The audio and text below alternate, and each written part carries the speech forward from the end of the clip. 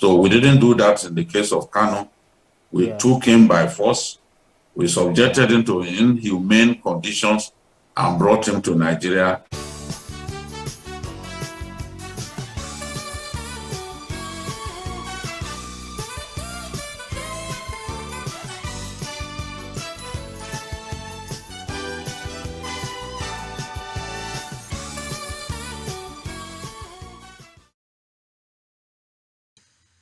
Welcome to Favor Biafra Gist.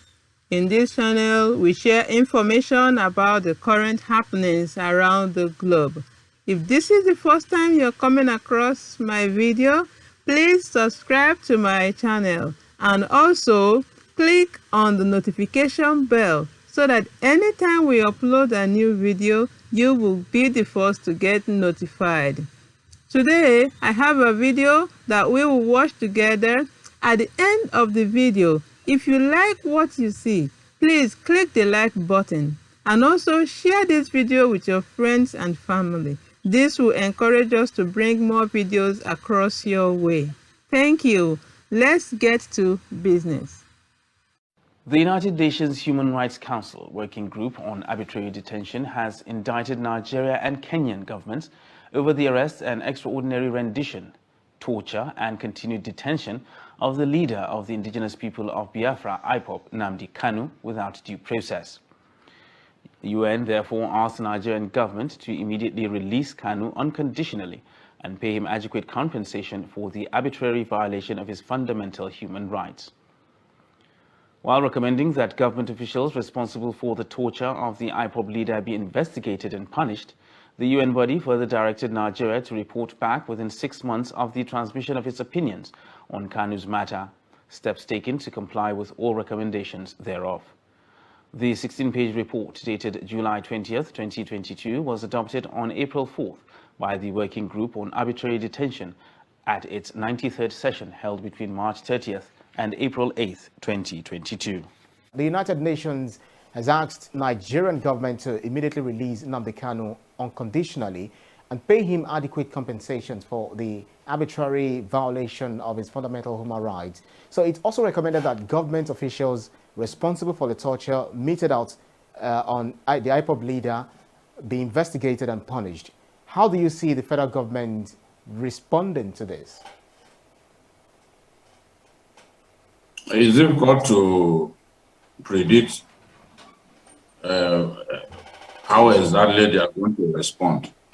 But of course, the government will try its best to defend itself, but it has to defend itself within the ambit of United Nations conventions. This whole problem emanated from the forceful arrests and the relocation of Nnamdi Kanu from Kenya to Nigeria.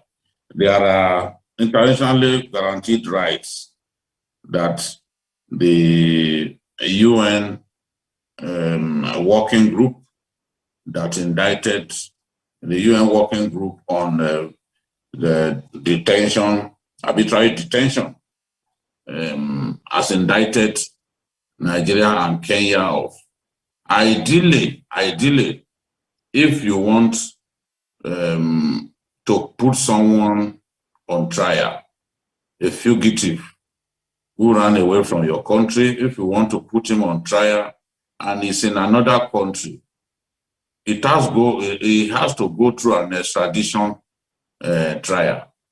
In this case, there was no extradition trial in place. Nnamdi Kanu didn't go through any form of extradition trial, yet he was forcefully brought to Nigeria, and in Nigeria now is facing trial before a federal high court. As far as the working group of the UN Human Rights Council is concerned, this was a gross violation of Nnamdi Kanu's rights. As far as they are concerned, Nigeria and Kenya stand indicted for the manner they brought Nnamdi Kanu to the country.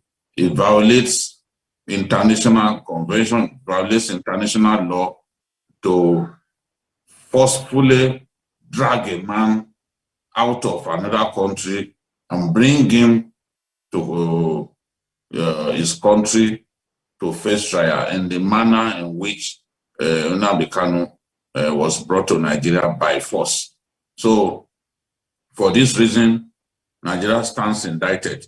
My own position is both Kenya and Nigeria are signatories to this convention.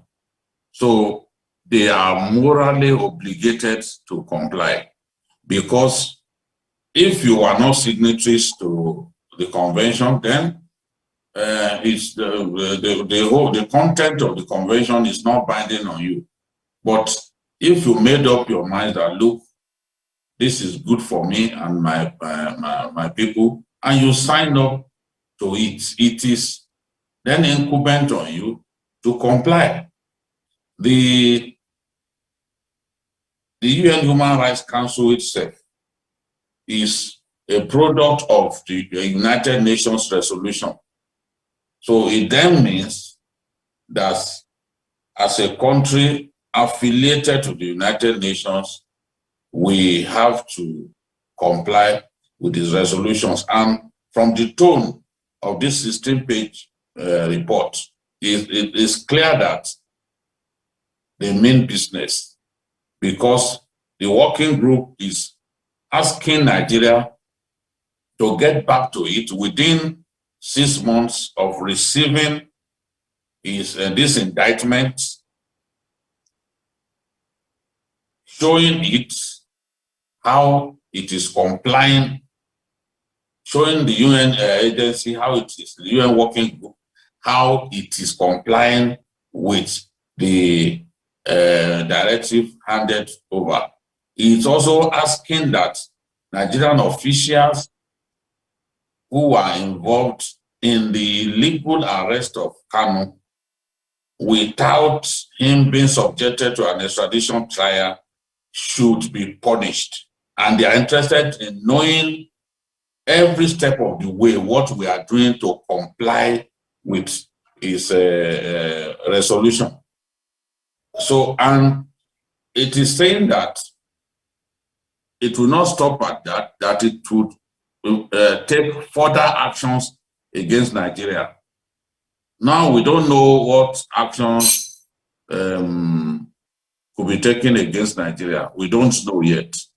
There are all kinds of options open to them, but as I said earlier, if you are a signatory to a UN convention, a UN charter, then you are obligated, at least morally and sensibly, to comply with the content of that, that UN convention or UN charter.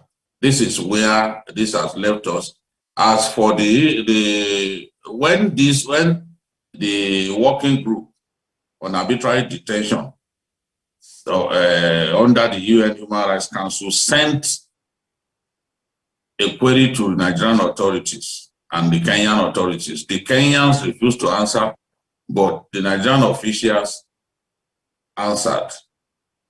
But the UN working group on arbitrary detention was not convinced by the explanations offered by the Nigerian authorities, especially on the whether Kanu has committed treason and so deserved the treatment that he got. They were not convinced at all, and it's not difficult to understand why they were not convinced. As far as they are concerned, based on international law, based on international convention, once you want somebody extradited to face trial in your country, you got to let that person go through an extradition trial.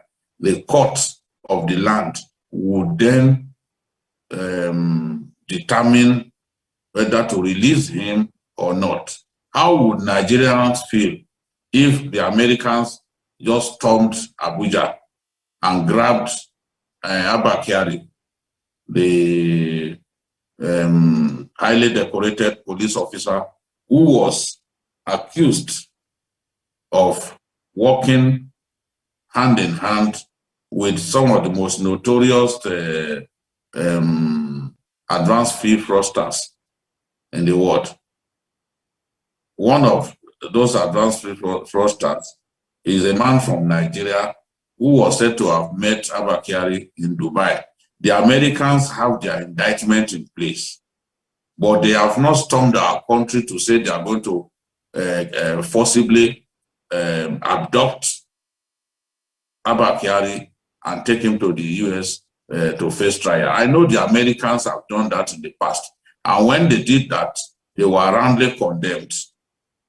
I can't, as a person, condemn America for abducting Manuel Noriega, the former president of Panama, and some of the other world leaders that they had taken prisoner, and then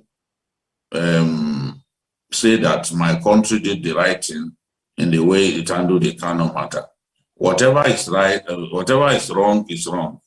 If the UN convention is that a person should undergo extradition trial when the request is made for that person, then that should be the law. That should be the way people are taken out of another country to face trial in the country where they are deemed to have infringed on the laws of the land. So we didn't do that in the case of Kano. We took him by force. We subjected him to inhumane conditions and brought him to Nigeria, where he's now facing trial. What we did was against international laws. No matter what anyone feels, it was against international law, and that is why this indictment has come. And Nigeria must not take steps that will cause it to be treated as a pariah nation, that will cause some of our partners that we cherish to begin to see us as a lawless nation, as a nation that does not respect the UN charters and the UN conventions. Thank you so much for watching. Please like, share, comment, subscribe to this channel, and also click on the notification bell so that anytime we upload a new video, you will get notified.